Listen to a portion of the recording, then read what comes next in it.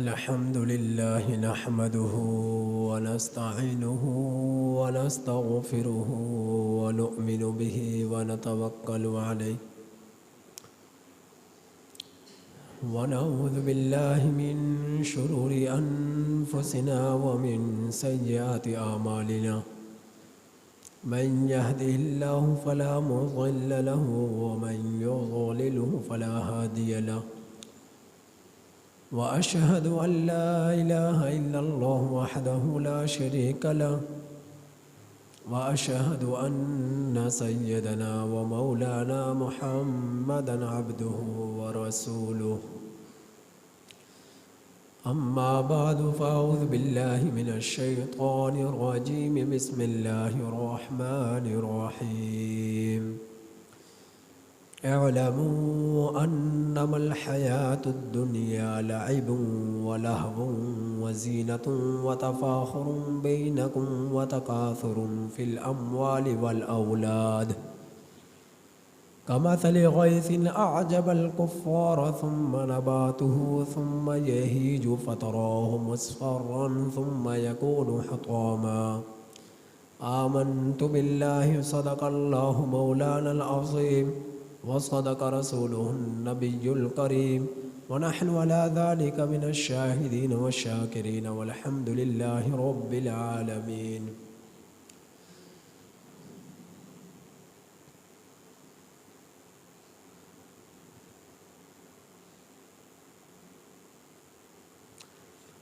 میرے واجب الاحترام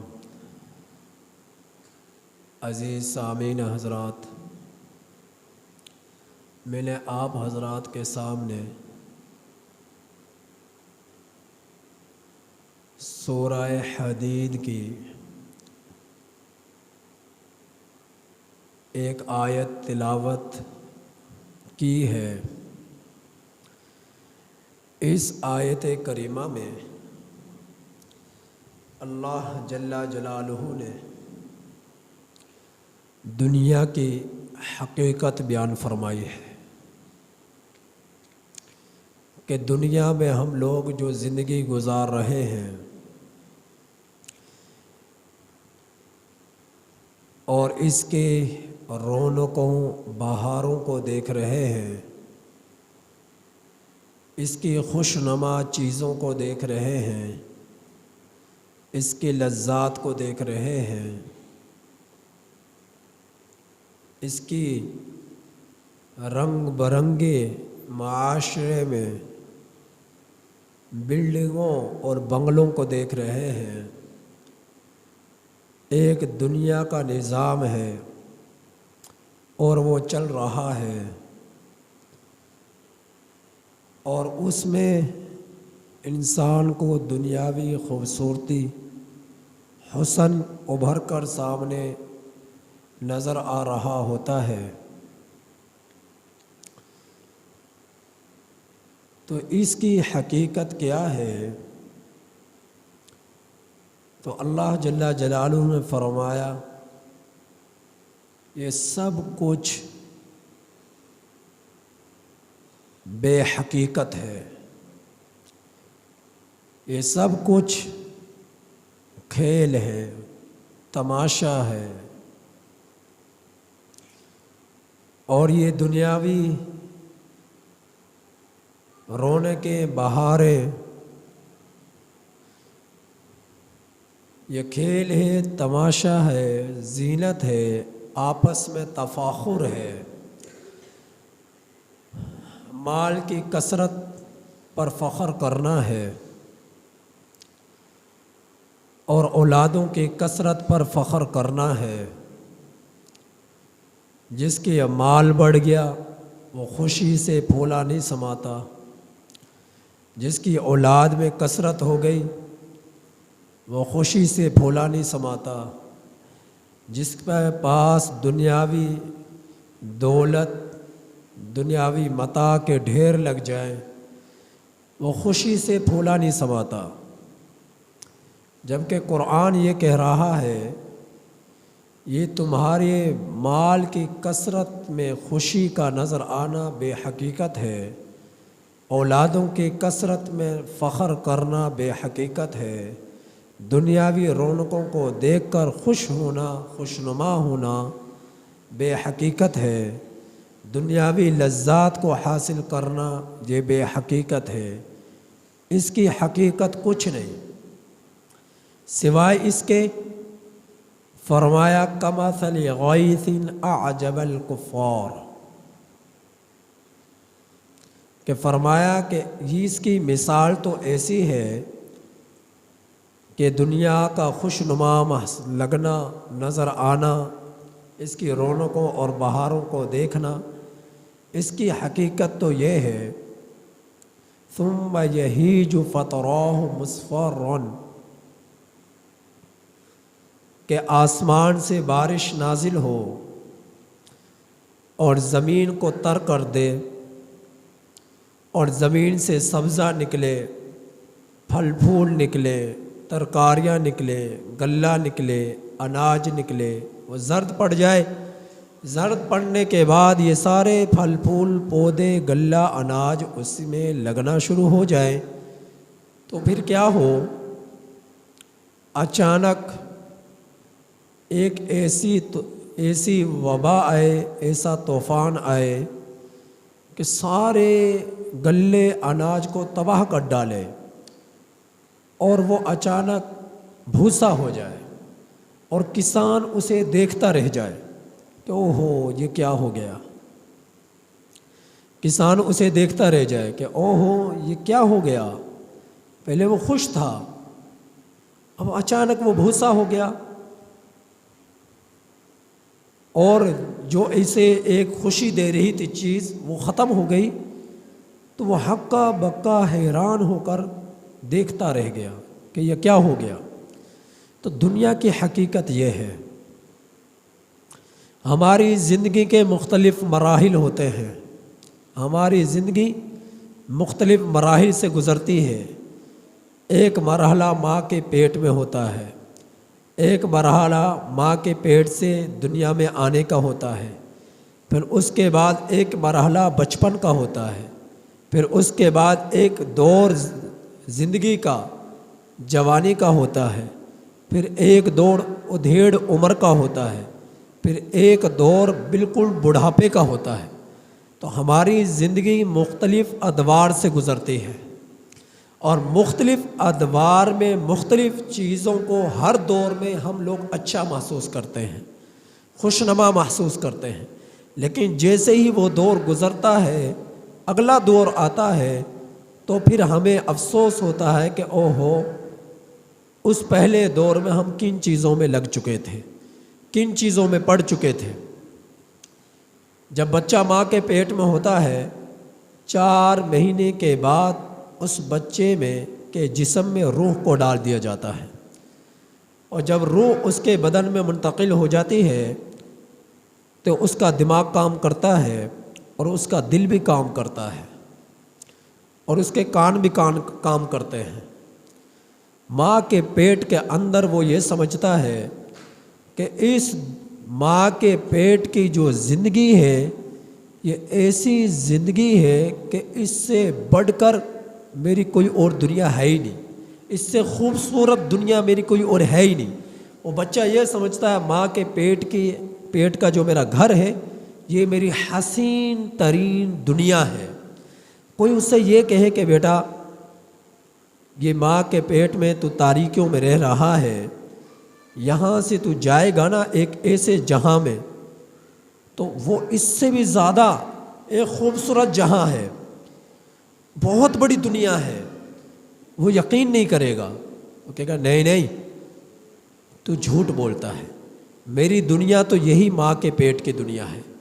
اس سے حسین دنیا مجھے کہاں مل سکتی ہے۔ پھر ماں کے پیٹ میں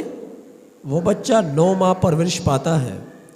اور 9 ماہ روح ڈلنے کے بعد اس کی خوراک ماں کے پیٹ میں خون ہوتا ہے، وہ خون پیتا ہے، خون اس کی خوراک ہوتی ہے، خون سے وہ بڑھوتری حاصل کرتا ہے۔ کوئی اس سے کہے کہ تو کیا یہ گندی اور پلی چیز کھا رہا ہے، پی رہا ہے، یہ کیوں پیتا ہے تو؟ یہ تو ایک ناپاک اور پلید قسم کی گندی قسم کی چیز ہے، تو اسے پیتا ہے، اسے اپنا خوراک بنایا ہوا ہے۔ تو وہ بچہ یوں کہے گا کہ نہیں نہیں، اسی سے تو میری زندگی ہے، اسی سے تو میں زندہ ہوں، اسی میں تو جو مجھے لذت ہے وہ کسی اور چیز میں نہیں، یہی میری خوراک ہے، اس سے بہترین کھانا مجھے اور نہیں مل سکتا۔ وہ بچہ یوں کہتا ہے۔ لیکن جب وہ اس ماں کے پیٹ کے دور سے نکل کر دنیا کے دور میں آتا ہے، ایک کمرے میں آتا ہے، تو پھر اس کو وہ کہتا ہے کہ ہاں ہاں، جو مجھ سے کہا کرتا تھا کہ اس ماں کے پیٹ سے ایک حسین دنیا ہے، تو اس نے دیکھا کہ ایک بہت بڑا کمرہ ہے، 70 گز لمبا وہ کمرہ ہے، 70 فٹ لمبا وہ کمرہ ہے، اور اتنا بڑا کمرہ، ماں کے پیٹ اتنا سا تھا، اس سے نکل کر ایک بہت بڑے کمرے میں آ گیا۔ وہ کہے گا کہ جس نے مجھ سے کہا تھا نا، سچ کہا تھا کہ ماں کے پیٹ کے علاوہ ایک اور دنیا بہت بڑی ہے۔ ابھی تو وہ کمرے کو ہی بہت بڑی دنیا سمجھ رہا ہے، لیکن پھر اس سے نکلا اور نکل کر اس نے دیکھا، ایک قصبے میں آیا، قصبے سے شہر میں آیا، شہر سے ملک میں آیا، ملک سے دنیا میں پھرا، تو وہ کہنے لگا اتنی بڑی دنیا، اتنی خوبصورت دنیا۔ تو وہ سمجھتا ہے کہ یہی اصل دنیا ہے، یہی اصل میری زندگی ہے، تو اسے سمجھتا ہے، اسی پر یقین کر کر بیٹھ جاتا ہے۔ پھر اس کی زندگی میں مختلف اور ادوار آتے ہیں۔ جب بچہ تھا، والدین نے آ کر اسے جھنجھنا پکڑایا کہ بیٹا اس سے کھیل۔ بچہ دیکھتا ہے، جب اسے ہلاتا ہے تھوڑا تھوڑا، ذرا ذرا سے اسے ہلانا شروع کرتا ہے، اس میں وہ بجنا شروع کرتا ہے۔ جب بجتا ہے اسے وہ خوشی ملتی ہے جو دنیا کی کسی چیز میں نہیں مل سکتی۔ آپ اس کے سامنے جہاز کو لا کر کھڑا کر دیں، آپ اس کے پاس ایک بڑے بنگلے کو لا کر کھڑا کر دیں، بڑی بڑی گاڑیوں کو لا کر کھڑا کر دیں، پیسوں کے، چاندیوں کے، سونے کے ڈھیر لگا دیں، اور سب کو ایک سائڈ پر کر دے گا۔ وہ کہے گا یہ جھنجھنا میری زندگی ہے، وہ جھنجھنا میری زندگی ہے، اور اسی کو سمجھتا ہے کہ یہی میری زندگی ہے۔ لیکن اس سے نکل کر پھر وہ ایک اور دور میں جاتا ہے، جو تھوڑا سا شعور والا دور ہوتا ہے، جس میں دو طرح کے کھیل ہوتے ہیں، ایک بامقصد کھیل، ایک بے مقصد کھیل۔ بے مقصد کھیل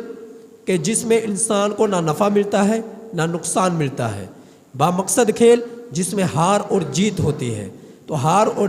جیت جاتا ہے تو خوشی ملتی ہے،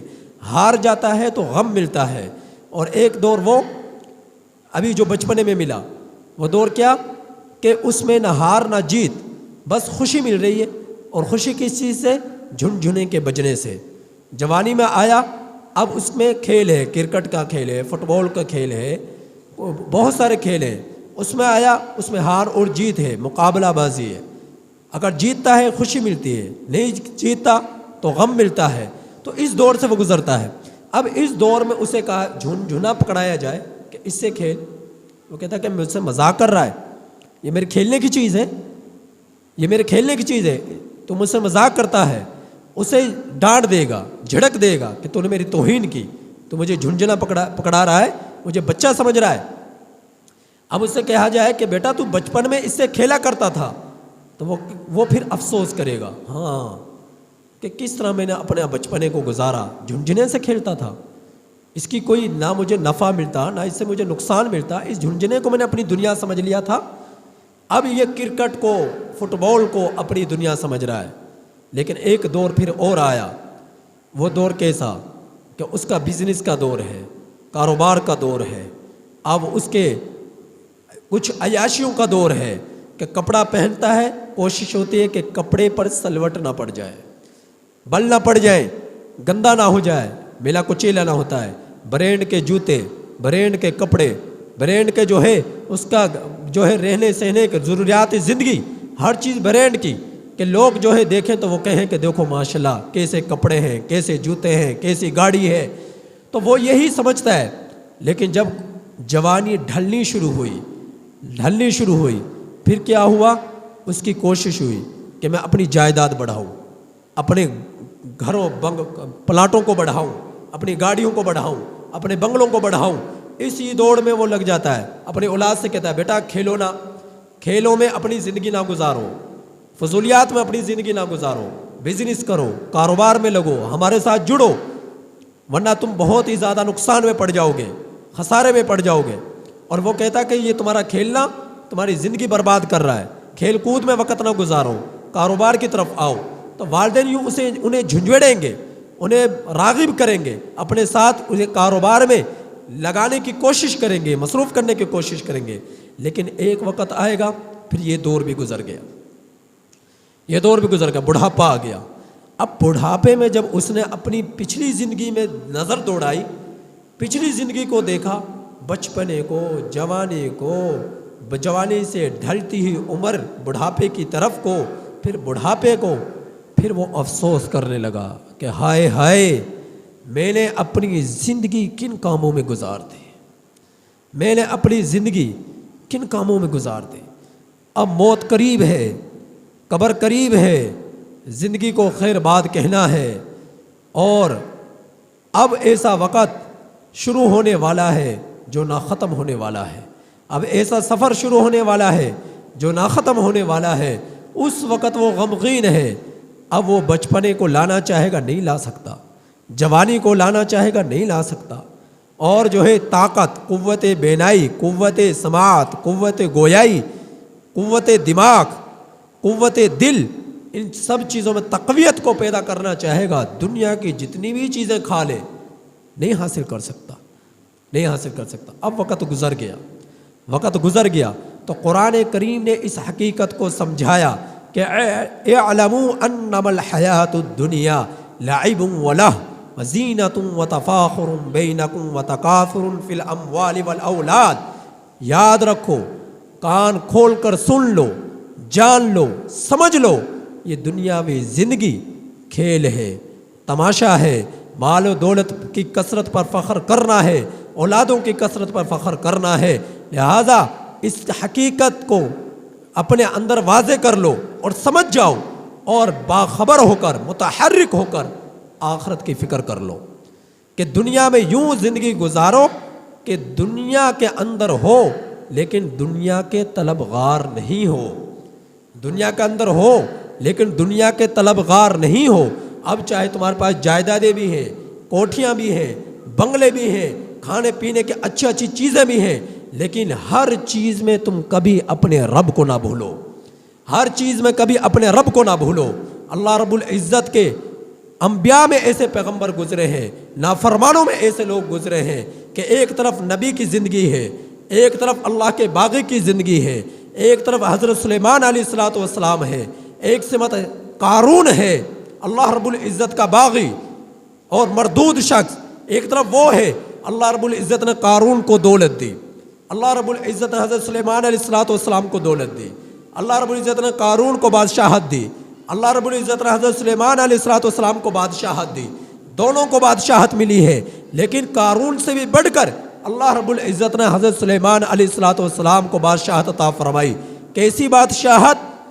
کہ ہوائیں بھی ان کے حکم سے ان کے تخت کو لے کر چل رہی ہیں، پرندوں کی بولیاں وہ سمجھتے تھے، جانوروں کی بولیاں وہ سمجھتے تھے، چیونٹیوں کی بولیوں کو وہ سمجھتے تھے، جنات ان کے تابع تھے، ہوا ان کے تابع تھی، کثیر تعداد میں لوگ ان کے ماتحتی میں تھے، اور وہ بادشاہ ہیں، لیکن بادشاہ ہوتے ہوئے اس طرح زندگی گزاری کہ اللہ رب العزت کو راضی کر کے دنیا سے چلے گئے، غرور میں نہ آئے، گھمنڈ میں نہ آئے۔ وہ بھی ایک بادشاہ تھے، ایک طرف قارون ہے، قارون نے کیا کیا؟ دولت آئی، خزانہ آیا، غرور میں آیا، تکبر میں آیا، اللہ رب العزت نے اسی غرور کے ساتھ، اسی خزانے کے ساتھ زمین کے اندر اسے غرق کر دیا، دھنسا دیا۔ تو اللہ رب العزت اس طرح اپنے باغیوں کی کمروں کو توڑتا ہے، اللہ رب العزت دنیا میں دکھا دیتا ہے۔ تو کتنے ہی مالدار کیوں نہ بن جاؤ، لیکن کبھی اپنے رب کو نہ بھولو، اپنے رب کو نہ بھولو، اپنے رب کا شکر گزار بندے بن جاؤ، اپنے رب کا شکر گزار بندے بن جاؤ۔ تو یہ دنیاوی زندگی ہم لوگوں کے پاس اللہ رب العزت کی ایک عظیم نعمت ہے، ایسی عظیم نعمت ہے کہ دنیا کے خزانے دے کر بھی اس دولت کو تم حاصل نہیں کر سکتے ہو۔ یہ دنیا کی زندگی ایسی ہے۔ تو یہ زندگی اللہ رب العزت نے اپنے لیے رکھی ہے، یہ زندگی اللہ رب العزت نے اپنے لیے رکھی ہے کہ میری آنکھیں، میری زبان، میرے کان، میرا چلنا پھرنا سوچنا سمجھنا سب کچھ اللہ کے لیے ہو جائے، سب کچھ اللہ کے لیے ہو جائے۔ آپ تجارت کرو، تجارت ایسی کرو کہ تجارت میں اپنے رب کو تلاش کرو، کہ جھوٹ نہ بولو، آپ لوگوں کی امانتیں رکھو، اور میں امانتوں میں خیانت نہ کرو، لوگوں کے ساتھ معاملات کرو، معاملات کرتے ہوئے دغے نہ کرو، دھوکے نہ دو، وعدہ خلافی نہ کرو، اور معاملات کرتے ہوئے جھوٹ نہ بولو۔ جب ان چیزوں کو اپنی زندگی کا لازمی حصہ بنا لو گے تو تمہاری تجارت بھی دین ہے، تمہاری دکانداری بھی دین ہے، تمہارا جو ہے خرید و فروخت بھی دین ہے، بے و شراء بھی دین ہے۔ تو ان چیزوں کی طرف اپنے آپ کو متوجہ کرو، اور اس زندگی میں اپنے رب سے اپنے تعلق کو مضبوط کر لو۔ تو فرمایا کہ الدنیا سجن المؤمن و جنت الکافر، کہ دنیا مومن کے لیے تو قید خانہ ہے لیکن کافر کے لیے جنت ہے۔ تو آپ دنیا کے اندر ان قیدیوں کو بھی دیکھتے ہیں جو ایک کلاس کے ہیں، ان کے لیے اے سی بھی لگے ہوئے ہیں، نوکر چاکر بھی ہیں، وی آئی پی قسم کے جو لوگ ہیں۔ آپ صدروں کو لے لو، وزیر اعظم کو لے لو، جب جیلوں میں چاہتے ہیں دیکھیں آپ، ٹی وی لگا ہوا ہے، وی سی آر لگا ہوا ہے، ایل سی ڈی لگی ہوئی ہے، اور جو ہے اے سی لگے ہوئے ہیں، اور ان کے پاس نوکر چاکر ہیں، اخبار ہیں، اس کمرے کے اندر لیکن بند ہے، اس جیل خانے میں بند ہے، ساری لذات ان کو مل رہی ہیں، من چاہے کھانے مل رہے ہیں، لیکن اس سے کوئی یہ کہے بھائی زندگی بھر تو اسی میں رہے گا، وہ کبھی بھی رہنے کے لیے تیار نہیں ہے۔ آپ دیکھتے نہیں کتنے کیس لڑتے ہیں جیل سے باہر نکلنے کے لیے، جبکہ ان کو تمام سہولیات موجود ہے، تو وہ تمام ضروریات کے ہوتے ہوئے اس میں قید ہیں، پابند ہیں۔ تو اللہ رب العزت نے بھی ہمارے لیے تمام چیزیں دنیا میں دی ہیں، لیکن دنیا کو ہمارے لیے نہیں بنایا، ہمیں دنیا کے لیے نہیں بنایا، ہمیں اپنے لیے بنایا۔ تو دنیا کے اندر رہ کر تمام اللہ کی نعمتوں کو حاصل کرو، لیکن آخرت میں اللہ کے حکموں کی پابندی اختیار کر کر آخرت کی تیاری کرو، آخرت کے لیے فکر مند ہو جاؤ۔ اللہ تعالیٰ سے دعا ہے کہ اللہ تعالیٰ ہم میں سے ایک کو سمجھ عطا فرمائے۔